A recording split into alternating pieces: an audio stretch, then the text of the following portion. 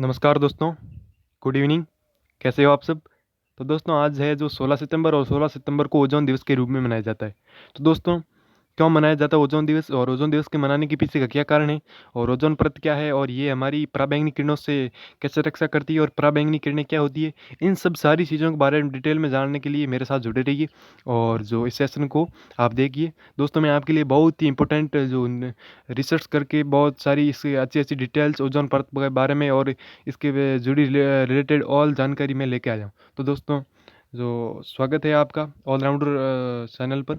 सो दोस्तों allrounder means allrounder, यहाँ पे आपको मिलेगी technical tips and tricks related videos, educational videos, online money earning कैसे करें, इंटरटेनमेंट फन और jokes related, app and web development program, इसके अलावा मूवीज एक्टर एंड एक्ट्रेस से रिलेटेड वीडियोज़। इसके अलावा दोस्तों मैं हेल्थ एंड फिटनेस पर भी कई वीडियो बना चुका हूँ। तो दोस्तों अगर ये आपको वीडियो अच्छा लगे तो इसे लाइक कर देना और अपने दोस्तों के साथ भी शेयर कर देना। और जो आप इस प्रकार के चैनल को जिसमें सभी प्रकार की जानकारियाँ मिलती है तो इसे सब्सक्राइब कर दीजिए, तो ताकि कोई भी जो जानकारी हो सबसे पहले पहुंचे आपके पास और कोई भी नोटिफिकेशन मिस ना हो। तो दोस्तों बिना वक्त गवाए करते हैं हम शुरू। तो दोस्तों वर्ल्ड ओजोन डे जो हर साल 16 सितंबर को क्या है ओजोन दिवस के रूप में मनाया जाता है और इस दिन को मनाने का मकसद लोगों को ओजोन परत के प्रति जागरूक करना है। तो ओजोन परत है वो ओजोन अणुओं की एक परत है जो 10 से 50 किलोमीटर के बीच वायुमंडल में पाई जाती है। तो अपन की जो धरती से 10 से प्लस 50 किलोमीटर ऊंची की जो परत है वायुमंडल में, वो ओजोन परत कहलाती है। और ओजोन परत पृथ्वी को सूर्य की हानिकारक अल्ट्रावायलेट या पराबैंगनी किरणों से क्या बचाने का काम करती है। तो ओजोन परत के बिना जीवन संकट में पड़ सकता है, क्योंकि अल्ट्रावायलेट किरणें अगर सीधी धरती पर पहुंच जाए तो मनुष्य, पेड़ पौधे और जानवरों के लिए भी ये बेहद खतरनाक हो सकती है। ऐसे में ओजोन परत का जो संरक्षण करना क्या है बेहद महत्वपूर्ण है। दोस्तों मैं आपको बता दूं कि अगर जो पराबैंगनी किरणें या अल्ट्रावायलेट किरणें हैं सूर्य से निकलने वाली, ओजोन परत नहीं होती तो सीधी ये अपन की धरती पर पहुंचती और ये जो बहुत हानिकारक किरणें हो जाती हैं जिससे मनुष्य को चर्म रोग और आदि कई रोग हो जाते हैं, जिससे मतलब मनुष्य का जो सर्वाइवल या जीना मुश्किल हो जाता है। तो ये ओजोन, अब आप समझ लो कि ओजोन परत है वो कितनी महत्वपूर्ण है। तो दोस्तों बढ़ते हैं जो नेक्स्ट स्लाइड में। सो इंसानों को कई जानलेवा बीमारियों से बचाने वाली ओजोन परत के लिए कोरोना है वो लॉकडाउन रात वाला समय कहा जा सकता है। दोस्तों आपको पता ही है कि जो कोरोना के काल में या लॉकडाउन के काल में सभी सारी फैक्ट्रियां और ये सब बंद रही, क्योंकि ओजोन परत का जो नुकसान या ओजोन परत का क्षय किससे होता है, ये होता है प्रदूषण से। ज़्यादा प्रदूषण करेंगे और ज़्यादा सीएफसी जो उत्सर्जित करेंगे तो ओजोन परत क्या होगा, इसको नुकसान पहुंचेगा। तो लॉकडाउन का जो समय है वो ओजोन परत के लिए क्या है, बहुत ही जो अच्छा है, अच्छा रहा, क्योंकि देश में लॉकडाउन का जो असर हुआ उसका एक बड़ा फायदा ओजोन परत को भी मिला। ओके। तो एनसीबीआई जर्नल मतलब एक ये न्यूज़पेपर है, उसमें प्रकाशित भारतीय वैज्ञानिकों की रिसर्च कहती है कि दुनिया के कुछ देशों में 23 जनवरी से लॉकडाउन लगने के बाद प्रदूषण में 25% की क्या है कमी हुई और नाइट्रोजन ऑक्साइड में 60% की गिरावट आई। इसी दौरान ओजोन लेयर को नुकसान पहुंचाने वाले कार्बन का उत्सर्जन भी 1.5 से 2% तक घटा और कार्बन डाइऑक्साइड का स्तर भी कम हुआ। इसी साल अप्रैल महीने की शुरुआत में ओजोन लेयर पर बना सबसे बड़ा छेद अपने आप ठीक होने की खबर भी आई। वैज्ञानिकों ने कहा कि आर्कटिक के ऊपर बना 10 लाख वर्ग किलोमीटर की परिधि वाला छेद है वो बंद हो गया। तो दोस्तों आप समझ लो कि जो जो ओजोन परत को जो नुकसान पहुंचाने वाला सबसे तो अहम कारण क्या है, अहम कारण है प्रदूषण। और लॉकडाउन हुआ तो सारा मतलब ये उद्योग है और फैक्ट्रियाँ बड़ी बड़ी वो ठप होगी, जिसके कारण क्या है प्रदूषण कम हुआ और जो आर्कटिक पर दिखने वाला ओजोन का जो छेद है वो बंद हो गया। कैसे बनती है ओजोन परत, ओजोन लेयर है ये बनती कैसे है और ये क्या होती है? तो ऑक्सीजन के 3 अणु मिलकर ओजोन बनाते हैं। तो दोस्तों अगर आप थोड़ी बहुत रसायन जानते हैं तो ऑक्सीजन का सिंबल है वो ओ होता है और O3 मतलब 3 जो अणु है ऑक्सीजन के मिलकर क्या बनाते हैं, ओजोन बनाते हैं। ओजोन की परत धरती से 10 किलोमीटर की ऊंचाई पर शुरू हो जाती है और 50 किलोमीटर तक मौजूद रहती है। ये सूर्य की घातक किरणों से धरती की रक्षा करती है। ये परत इंसानों में कैंसर पैदा करने वाली सूर्य की जो पराबैंगनी किरणों को क्या है रोकती है। तो दोस्तों पराबैंगनी किरणें कितनी घातक, ये इंसानों में क्या है कैंसर फैल जाता है इससे।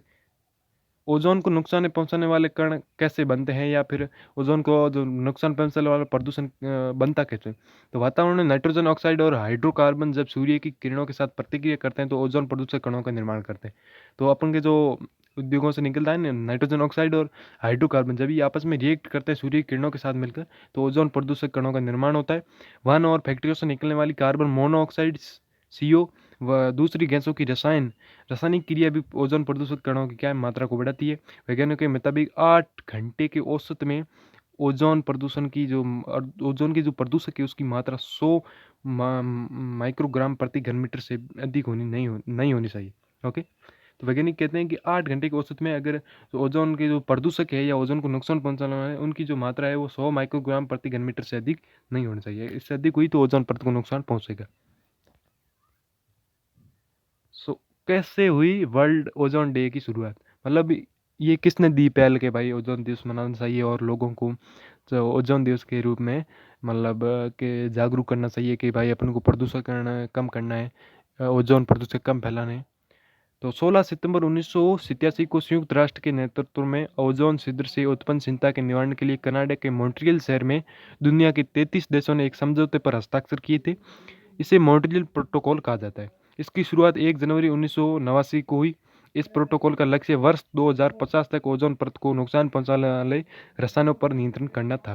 प्रोटोकॉल के मुताबिक ये तय किया गया कि ओजोन परत का विनाश करने वाले पदार्थ क्लोरोफ्लोरोकार्बन सीएफसी के उत्पादन और उपयोग को सीमित किया जाए, लेकिन इस पर बहुत ज़्यादा अमल नहीं हुआ जिससे इसके हानिकारक प्रभाव भी झेलने पड़े। तो दोस्तों क्या है कि 16 सितंबर 1987 को यूएन के जो वो नेतृत्व में कनाडा के मॉन्ट्रियल शहर में क्या हुई, एक बैठक हुई और दुनिया के देशों को जैसे विकसित देश हैं और या जो औद्योगिक रूप से विकसित है वही सबसे ज़्यादा ये सीएफसी है और अन्य जो हाइड्रोकार्बन है जो ओजोन प्रदूषक है ये वही फैलाते हैं। तो इन्होंने लगा कि मतलब दुनिया में अगर ये ओजोन प्रदूषक कंट्रोल में नहीं आए तो धरती के लिए एक बहुत बड़ा संकट पैदा हो सकता है। इसलिए उन्होंने जो एक मॉन्ट्रियल जो समझौता किया जिसमें सभी देशों ने भाग लिया और मतलब 2050 तक जो ओजोन के जो नुकसान होने वाले रसायनों पर नियंत्रण करना था। दोस्तों आपको बता दूं कि ओजोन परत का जो जो शह का मेन प्रमुख कारण है वो सीएफसी है। सीएफसी अपन के जो एसी है रेफ्रिजरेटर है इनमें यूज होता है। तो दुनिया में जो आप सोच अनुमान लगा सकते हैं कि आजकल हर घर में एसी और रेफ्रिजरेटर है, तो इसके जो सीएफसी निकलता है तो मतलब कितना ज़्यादा जो इम्पैक्ट होता है या फिर कितना ज़्यादा प्रदूषण फैलता है। तो दोस्तों इस मॉन्ट्रियल समझौते में ये किया गया कि अगर हम जो उत्पादन सीमित कर देंगे सीएफसी का तो अपने आप ये प्रदूषण नहीं फैलेगा। इसके बाद 19 दिसंबर 1994 को संयुक्त राष्ट्र महासभा यूएनजीए ने 16 सितंबर को ओजोन परत के संरक्षण के रूप में क्या अंतर्राष्ट्रीय दिवस घोषित कर दिया और 16 सितंबर 1995 को पहली बार विश्व ओजोन दिवस मनाया गया। तो दोस्तों ये आप देख सकते हैं जो ये ओजोन डे का जो फोटो दिया हुआ है। और दोस्तों तो ये थी पूरी जानकारी ओजोन दिवस के बारे में जो मैंने आपके साथ शेयर कर दी। और आपका दिन शुभ रहे और आपको ये वीडियो अच्छा लगे तो लाइक कर देना दोस्तों। मैंने आपके लिए जो या फिर इतनी मेहनत की है, मैंने इसको जो सर्च करके इस बारे में सारी जानकारी इकट्ठी की और मैंने बेस्ट देने का प्रयास किया। दोस्तों अगर अच्छा लगे तो इसे लाइक कर देना और अपने दोस्तों के साथ भी शेयर कर देना और चैनल को सब्सक्राइब करना तो बिल्कुल ना भूलना क्योंकि मैं जो ऐसे वीडियो रोज़ाना बनाता रहता हूँ और आपके पास इसकी नोटिफिकेशन पहुँच जाएगी। दोस्तों आप इससे कुछ नया ही सीखेंगे। धन्यवाद।